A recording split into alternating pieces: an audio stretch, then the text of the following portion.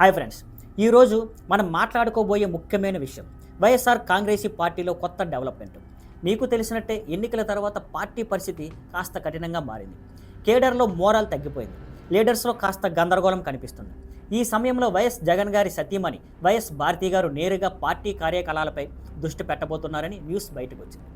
సమాచారం ప్రకారం party cadre meetings, జిల్లా స్థాయి లీడర్స్తో చర్చలు, భవిష్యత్ స్ట్రాటజీ ప్లానింగ్, ఈ అన్ని విషయాల్లో భారతి గారు కీలక పాత్ర పోషించబోతున్నారు.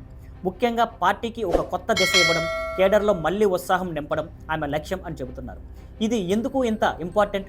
ఎందుకంటే రాజకీయాల్లో ఫ్యామిలీ ఇన్వాల్వ్మెంట్ ఉంటే కేడర్కి ఒక రకమైన విశ్వాసం, సపోర్ట్ ఫీలింగ్ వస్తుంది.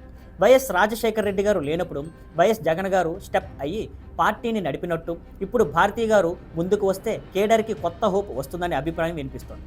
సోషల్ మీడియాలో ఇప్పటికే ఈ విషయం మీద చర్చలు వేడెక్కుతున్నాయి. కొందరు పార్టీ బలపడుతుందని అంటుంటే మరికొందరు ఇది చాలదని కాదని, ఇంకా పెద్ద స్థాయి మార్పులు అవసరమని చెబుతున్నారు. మొత్తానికి వైఎస్ భారతి గారి ఎంట్రీ పార్టీకి ఎలాంటి మార్పులు తెస్తుందో చూడాలి. కానీ ఒక విషయం మాత్రం క్లియర్, ఇది వైఎస్ఆర్సీపీ భవిష్యత్తుకు చాలా కీలకమైన దశ. ఫ్రెండ్స్, మీరేమనుకుంటున్నారు? భారతి గారి ఇన్వాల్వ్మెంట్ పార్టీకి బూస్ట్ ఇస్తుందా, లేక ఇంకా చాలా సవాళ్లు ఎదురవుతాయా? మీ అభిప్రాయాలు కామెంట్స్లో చెప్పండి. మళ్ళీ కలుద్దాం స్కైఫ్లాండ్ నెట్వర్క్స్లో. See you. Thank you for watching. Please like, share and subscribe.